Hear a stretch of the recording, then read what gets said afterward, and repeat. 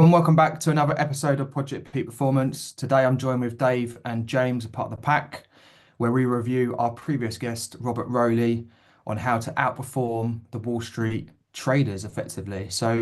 Last week's episode, if you haven't listened to it, was jam-packed full of loads of different things that Robert came through in simple terms. So today, as a pack, we're looking to unfold and what our takeaways from it. So who wants to go first? Because I really enjoyed this episode and I've got probably a lot to say. So before I start jumping on a load of stuff, James, you want to take over?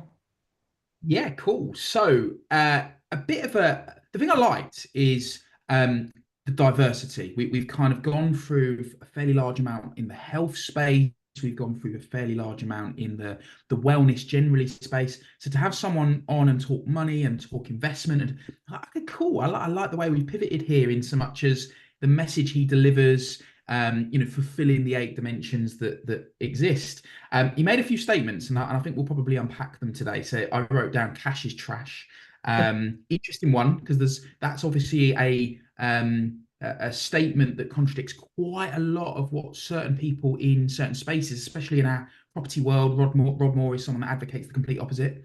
He feels cash is safe, so it'd be good to unpack that. When we look at the way he delivers the message, it's fair to say that when you're talking EFTs, index funds, you're talking investment stocks, shares, crypto, Bitcoin, all of these different financial connections, they're complex, right? And I feel that the way he then broke it down, I love the way he kept going. Let me give you an example. And then it was a very, very simple cool, I get it. So yeah, loads that we could go through, but my overview would be there, the top things that I took from the episode. James, before we get over to Dave, like what previously to that episode, what was your experience with trading cryptocurrency? Like, is it something that you're into, or is it something that you're newly into? Something you think, what the fuck is still I don't get any of this? So crypto, Bitcoin, it's fair to say I don't really get it, but I also haven't invested any time or energy in looking at it. It's not been something that's really grabbed me. I've looked at it and gone, is this something that has longevity? Is it a phase? Is it a fad? Is it very high risk? Is it volatile? The answer to all those questions seemingly is probably yes. Whereas COVID was probably my first toe dip into investing, but I did it in the way that he said not to. But I had a lot of time on my hands. So where he was saying, if you've got time to research whatever, and I went quite in investing in things like EasyJet.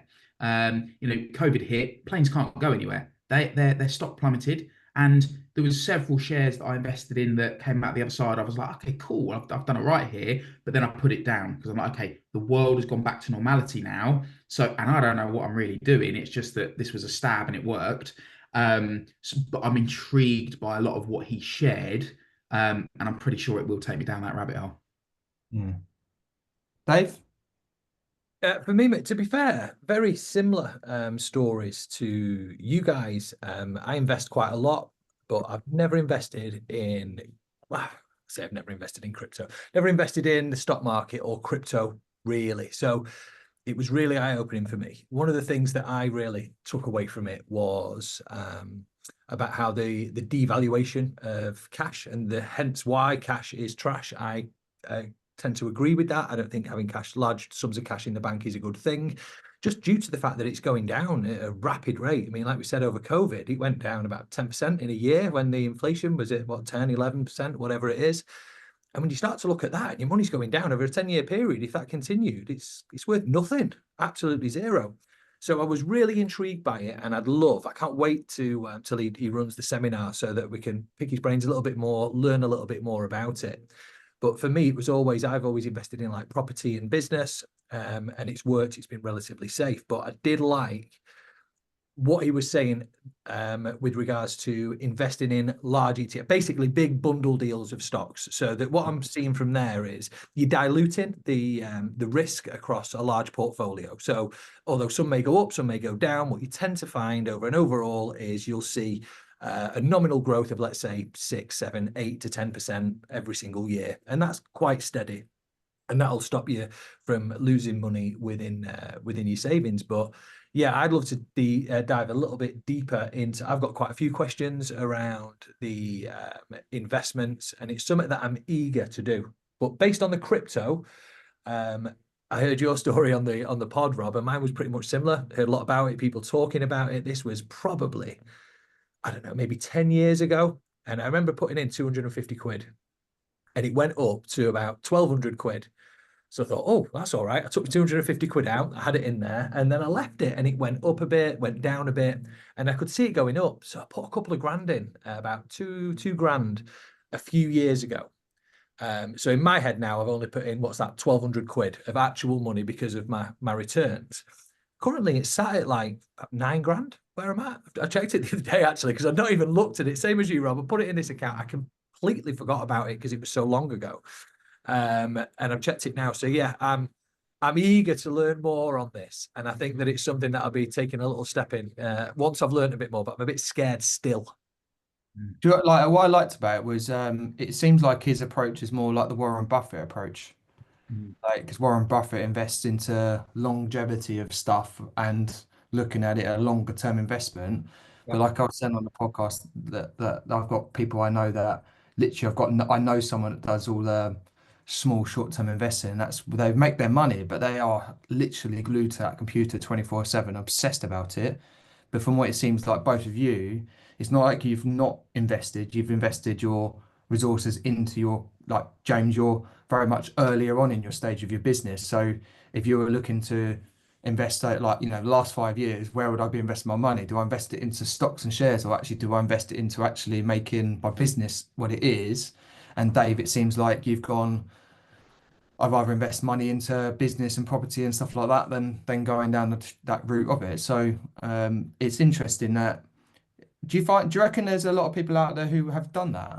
Do you reckon there's a lot of people that are in one camp or the other? Or You know what I think it is? I think it's fear-based. I think because we don't know a great deal about it and money is so finite, it's not something we're willing to take a risk on easily. Because let's face it, look, the stats in the UK are the average earner in the UK is earning around 30K a year. The average time period somebody could go without working before becoming bankrupt is about a week, which is absolutely crazy.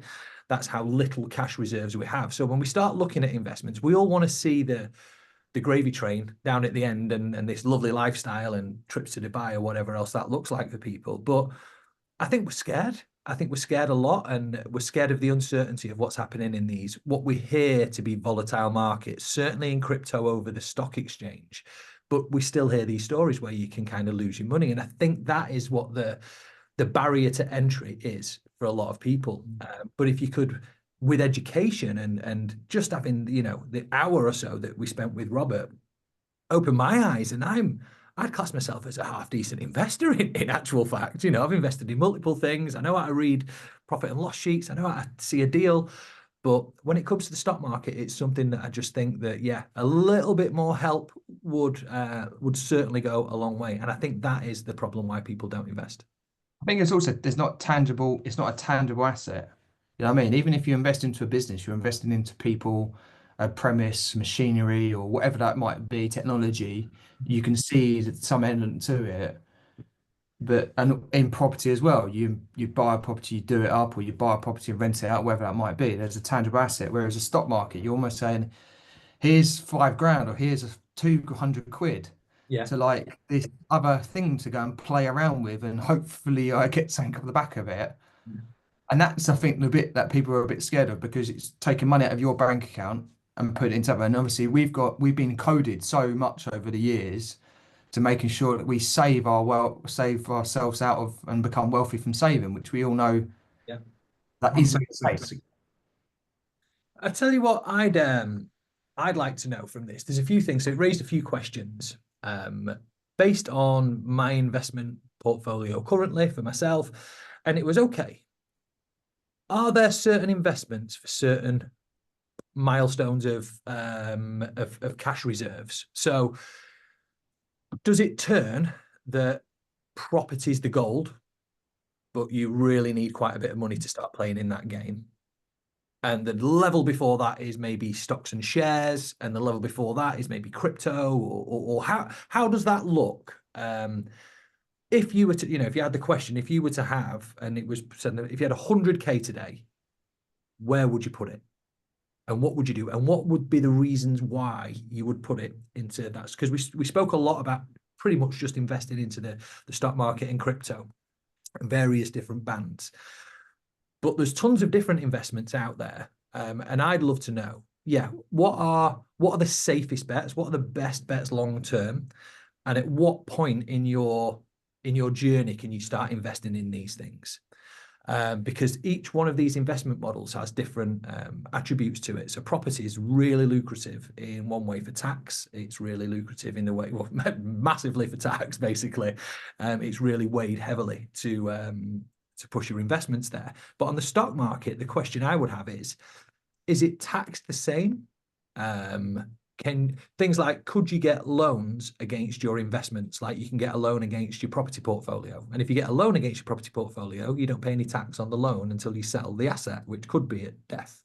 So it's a really good way of being able to utilize and turn this money. And yeah, sorry, mate, I'm going to go deep on these because I've got some big, deep questions on that we can't answer. Because James, have you got anything from what Dave just said there? Because you deal with a multitude of different clients as well, where you've got so have you got any experiences of the clients you've dealt with over the years in the property industry, whether you see them investing in long-term property, or is it ever had any of those conversations? Yeah, so it's an interesting one that's coming up more and more frequently with the higher net worth clients that I'm dealing with. And it tends to be that they will have their foot in multiple camps to spread their risk. So, for example, I met with a chap the other day. It's ironic that we're having this conversation post Robert Rolih, and I had this conversation a week or so ago with this client of mine.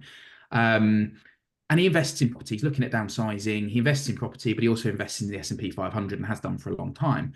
And he was talking it through with me. He was like, look, the way I look at my property portfolio, the way I look at the S&P 500 is essentially my returns are going to be give or take very similar. The S&P 500 grows around 10, it gives you around a 10% return annually. Allow for inflation, that's then around 6 and 7%. The property side of things for the last 50 years has grown by double every 10 years. So pro rata that, they're about the same in their return. Some have got greater risk, some have got lesser risk. But he likes to make sure his bets are spread. And I get that. So yeah, I think it depends. I do agree with what David said entirely, though. It depends on people's appetite for risk and also their understanding. We're all in property. So for us, property is a safe bet. Doesn't mean we're right. It's just what we know. I think you have to if you take it based on we look at them as every one of them is an investment model. They all have high risk and low risk. So when I used to have clients come and see me and say when I was in the property industry, more so as an agent, I'd have clients. We had a 750 property portfolio that we built up, and that was very aggressive. That we did in 300, 450 in 2.5 years. So there was a lot of reinvesting. I was getting clients to reinvest back into their portfolio, buying in areas that they weren't necessarily knowing to, even to the point I got one developer who was going to selling his commercial site, and we managed to get 95 unit housing development on it. So he was going to sell it as one unit, and all of a sudden he had this massive investment portfolio on it, but it was in a bit of a rough area. So I think with anything, a bit like cryptocurrency, what you were saying, like Bitcoin, you put it in there, it's probably a safer bet longevity. You can play around with the other cryptocurrencies, and you play around. You've got the risk of whether they're going to do something or not. In the property industry, if someone said to you right now, "Can I buy a property, flip it, and then sell it?" That's a riskier game than saying, "Can I buy it, do it up, rent it out, knowing that it's probably going to be rented out for the next 10, 15, 20 years. You're going to get your money back on it." And they're no different than the stocks and shares market. It's similar to the cryptocurrency market. Do you invest in a larger portfolio, which is more safer, but you go like you just said, Dave, I put 1,200 quid to it, and I've just got to let it do its thing, maybe monitor it on a yearly basis and see how it's getting on. Or the other end of it is in the stocks and shares where you're tracking a particular stock because like James, you said, like EasyJet plummeted. Do I invest in that and see how it goes? So I think there's a blend of risk with all of them, depending on how aggressive you want to be and what you want to get out of it. And like you said, Dave, if you've got 500 quid and you want to turn it into 100 grand, then you probably have to start aggressively at the beginning to try and go all in and see how you get on to then give you that money to then invest into higher things and higher things and higher things until you, or you go, I know I'm going to invest £20 a month or £50 a month or £100 a month into these particular funds that then they're not going to be taken out of for the next 10, 20, 30 years because they're going to I know, invested into the children's funds in the future. Mm. No, it's different. I mean, we look at obviously we can talk about property really easy because we're in the market and invest and deal in it and everything else. But one of the things you said a second ago, James, was the returns are relatively the same. They're actually not, believe it or not. Property is by far higher percentage returns than most other things. Of course, you're going to get the odd stock that goes 200%, 300%. But if you start looking at the across the board, the markets will raise, let's say, anywhere between 4 and 8%, and the property market rises at about 4.5%. Yeah. But the entry into the property market, you don't, when you buy stocks and shares, you have to pay 100% of the share value. When you buy a property, you don't, you can leverage it. So you can leverage it by paying 25% on a buy-to-let mortgage or maybe 10% on a residential mortgage. But what you're doing then, if you look at your return on investment, all you've put in is not the full amount. If your house is worth 100 grand, you've only put 25 grand in. But if that house goes up 4.5%, that's going to make 4.5 grand. But you've not made 4.5 grand on 100, you've made 4.5 grand on 25. So now the percentages are more like 20% a year. Whereas the entry into stocks and shares, you've got to put all of the money in. So you see in the direct return, but you've got to watch your leverage on the properties. It's actually a lot higher. And then when you combine the rental increase and the rental market on top of your capital appreciation, you can be sat at like 30% a year. And that's a hell of a lot for property, but it's expensive to get into, Mm. you know, Yeah.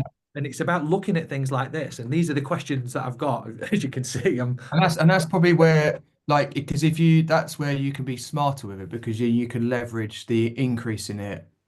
Like if you have either a market you invest in that's quite aggressively increasing, or over a 5 year period, you take the money out of that and you reinvest it into a new one and you grow that model. Whereas, like you said, with going back to what I originally said at the beginning, you're investing into an actual physical entity products. It's there, it's tangible, it's bricks and mortar, and effectively you've got someone paying to invest into your investment.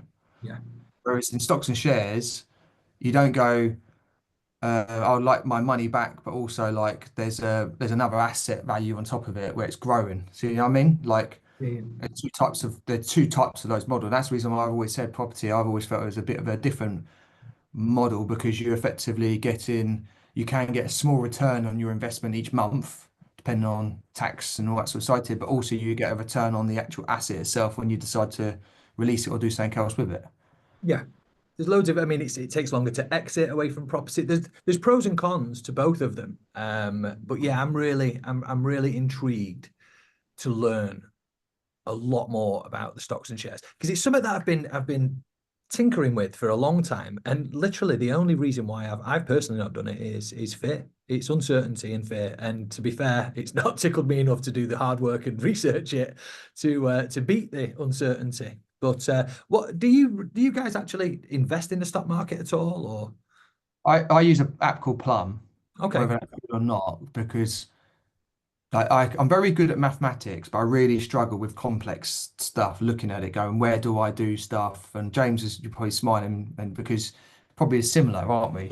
In that way, it's like unless it's a particular stock, you know, like play around. But if someone was turning around saying, where do you invest your money into? And what I liked about Plum is you can invest into individual stocks, but also they have those fund management things that you can look in. And obviously Robert was alluding to the commissions that you're going to get off the back of it.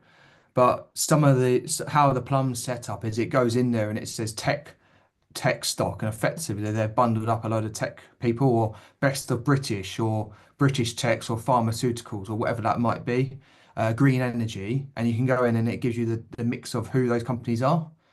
And some of those returns are like 35, 40% now on some of them. But Oh, then some of them are like -5%. So like I invested into one, I don't know, it was like energy or something like that. And then under that was obviously a lot of Russian oil. So obviously when we went into the whole thing with Russia, all of a sudden that one plummeted, whereas there was some in there that were making gains, and that one was the negative side to it. So overall, I know my portfolio of what mix I've got is around about 28% on what, so I've gone out against what's negative and what's good. But I take a longer term approach, and I'm putting small amounts of money in there each month, or when I can, every quarter or 6 months. And I look at what's going good. So things like, you can look in the direction if you know technology is going to be rising and again in the future, because that's the way you just invest in something that's all, the top 100 technology companies in the world, and that gives you a good mix.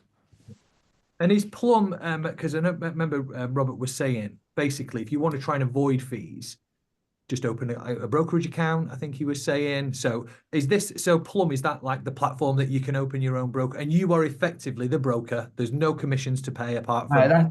That's the bit that I need to learn, because that was what I found really interesting in the podcast. Because Plum, you pay like 10 quid a month to be a part of it. You can link all your bank accounts. You can add loads of stuff into it. So it's almost like a money app, and Okay. that's what I needed, because the finances part of it, I would say, being honest on the dimensions of peak performance, the finances part, which is the thing I really want to work on. And so I did Plum as an educational piece, and then in there you then invest in. So the bit that I know I've paid off the back of Robert Rolih thing is that when you do your tech one might be with Legal and General, Yeah. and they've created the fund, the fund effectively for that. So there's going to be fees that you're going to be paying towards them doing that process. So that's the bit that now, off the back of it, I'm now exploring and going, is this the right app? Is Yeah. the right setup, or do I go elsewhere? But um, yeah, it's amazing actually when you look at those things and how it works out. And going back to what we originally said, I'm rather at least put my money into those sort of things and try and get the money from that than it just sat in a savings account doing nothing. On these accounts, Rob, like Plum, and I'm sure there's tons of associated ones. I don't know. I don't know the industry very well, but I'm presuming there will be. Do they have a section on there where you can open an account and play with fake money for a little bit? I've heard this in the past with certain You like you can't on them, but it's a good way. I'm thinking it's a good way to lead you into something. the app, Play with 6 months. yeah, another app that I was introduced to, which was actually my brother introduced me, is a Toro, and that is, I think, the brokerage app that you can put stuff into. Yes. And that's probably whether that they do that in that capacity of understanding it. But a Toro is like, I think is always it's always been a popular one, and that's like a trading platform. Yeah. Yeah, I've seen Uh, that before, a lot of cryptocurrency on that one, I think, as well. One of my friends was showing me. So is it iToro? and then Toro. Yeah, so it's like a green ball with an E in it, is shaping it, and that gives you how to new to invest in. Yeah, 100K demo account in there. There you go. Perfect. That's the reason why I was finding it, because my brother told me about that. Yeah, you can go 300K demo account and you can do your demo on it. Perfect.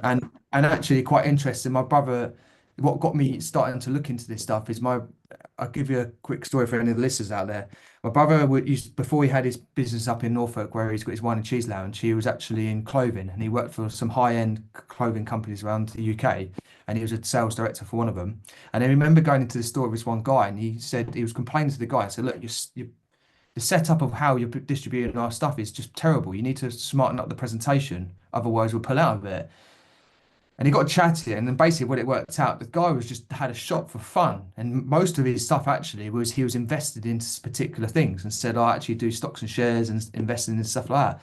And my brother said to him, have you got any hints and tips of something I should invest into? And he was like, oh, this particular gold stock that you can invest into. So my brother put like 1,000 quid into it. And within a 4 year period, the stock had gone up that much that he then managed to take the money out and put a deposit down for his house. Wow. Wow. And it was like a proper punt. And he got his missus involved and all sorts of stuff. She was able to invest in, get another expansion of her business. And it was just off that one stock. And you're talking crazy returns. But that guy is sat there and he's in the back end of his shop and doesn't really care about running a shop, because all he cares about is making money. And I would say is the two types of lifestyles you got there. Like, you're going to be in the front running your shop and trying to make a proof of that, or you're going to spend your time. Tell you what we re- could pages and Why stuff. why don't we set up a PPP eToro account or eToro account with the fake 100K, 300K, whatever it is, and let's put it to the test. Let's see how it works. Let's Live test. live test. Yeah, let's see Yeah, between us. we get Robert Rolih webinar done first. Yeah, but no, let's do it beforehand. Let's do it beforehand, see how we get on our own. Then let's go on the webinar, on the Yeah. seminar, learn what he's got to tell us. Then we can come back and we can see hopefully where the pitfalls are in our mistakes that we've picked, or if we've made some good decisions. And we could just run it along, and we could run it. We'll put it on the Facebook group. So if any of you guys aren't in there, make sure you head over to the Facebook group. It's a closed group, and there's in and around 300 members in there at the moment.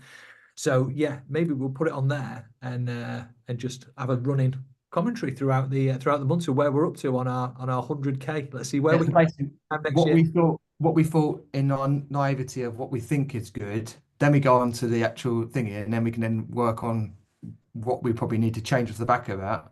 What did we learn? Yeah, what were the mistakes we made going into there? Because I bet you a lot of people have made the same mistakes as us.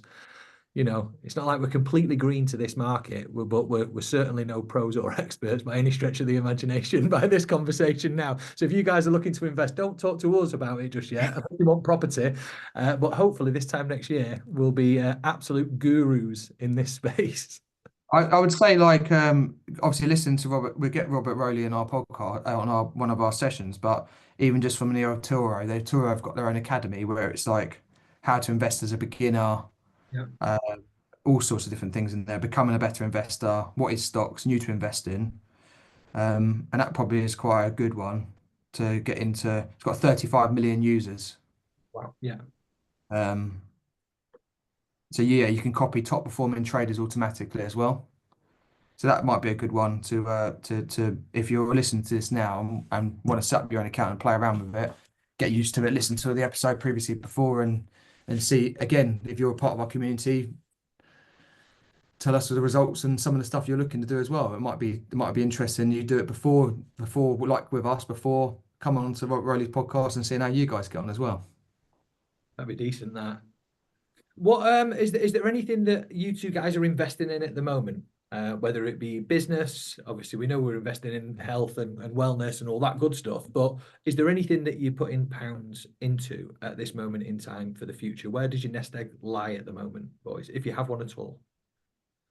So it's interesting timing because I'm at a point where obviously I came out of all the stocks that I was in post COVID to invest into starting the business. Still have properties, so they just tick along in the background. It's interesting, isn't it? Because of those kind of confirmation biases and those limiting beliefs, I don't look at property as an investment anymore because it's what I do. So I look at it as that's just what I do. Weird. And as we're having this conversation, I'm thinking, yeah, most people would see what we do in property as a big risk.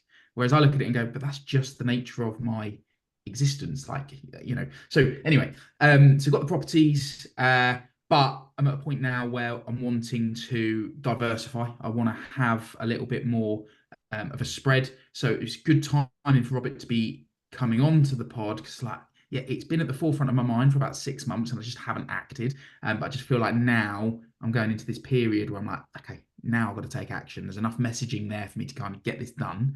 So yeah, I'm not in the stocks at the minute, but I'm definitely going to be looking at these EFTs and index and all sorts.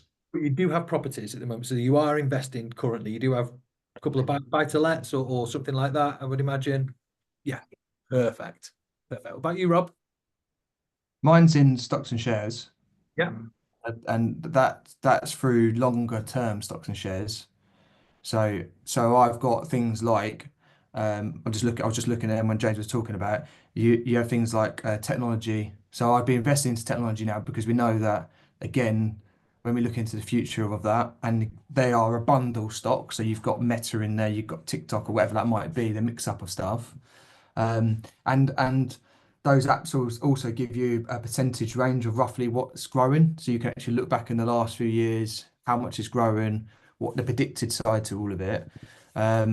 So most of my stuff that's working well is technology. Like I was investing in pharmaceutical maybe a couple of years ago because of the rise of COVID and all sorts of stuff like that.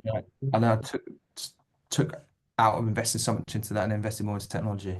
But mine are they're nest eggs for the kids. That's all I care about. So they're not for me to take any money out of them. I'm just putting money into that so that it's 10 years down the line, 12, 15 years down the line, I can then say to Ted and Erin, here's a lump sum for us to then do and invest in whatever we want to invest in at the time, or set up a business or buy it. And I'm not saving for them to get their own house. That's what I don't want them to do. I don't want them to live the full stream of we're going to get a house and then all of a sudden. So I want to get to their 18th birthday and go, right, here's some money. What are we going to invest in? Do you want to invest into a business? Set up your own business? Do you invest into it like you're on your own stocks and shares, your own ISA, whatever that might be? But I'm not doing it just to say, here's some money that we're going to save up and then we're going to put into a house and the bank's just going to earn a load of money off you. Let's work on it a bit differently. Nice, mate. Nice. Well, looks like we're all investing then. That's one good thing. And I think he was right. It's scary not to invest. When you actually start to even just listening to the podcast and understanding what happens to your money when the different types of inflation happen is a bit scary, really. And it definitely does link in with the fact that it's a scary thing not to be investing in your future. And from what we're saying here and what we've uncovered in this conversation is, yeah, we're kind of not sure what it is. It doesn't have to be stocks and shares necessarily. It's definitely an option for you, and we'll try and teach you a little bit more about it as we learn on our journey. But if you're not investing at the moment, then yeah, I'd be worried a little bit about the future, because once those wages stop, what are you going to do? I don't think pensions are working very well at the moment, as we can see from the media. So there's no one coming to save you guys. I'd start making that boat now if I was you. The sooner, the better. That's definitely what I would be telling people. About you guys? On that bombshell. Yeah, I don't need to add anything more to that, Dave. I think you just basically said, yeah. The last bit I would say is like, look at everyone always says they've not got enough money or they come to it. So like, think about if you can spend the 5, 10, 20 quid that you might be wasting, just even that starts that part to it, because you never underestimate the compounding interest of like investing £20 here. That's 240 quid over the course of a year. Over 5 years, that gets you like 12, 1300 quid, whatever it is. Then you've got the compound of the interest on top of that. You do that over X amount of years, and all of a sudden it's like 10 grand sat there as a nest egg, and it all just started from that £20 investment a month. Like, so that's the bit where if someone says, I don't have 10 grand to invest in it, that's not a problem at all. Just start small. And that's the only thing I'd probably add to that. One thing I will, a bit of an analogy actually.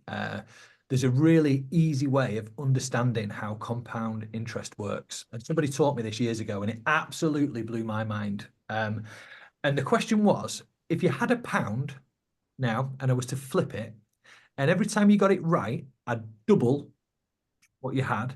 How many flips do you think you need to be over £1,000,000 from £1? How many times do you need to double £1 before it's over £1,000,000? And the answer will shock the shit out of you.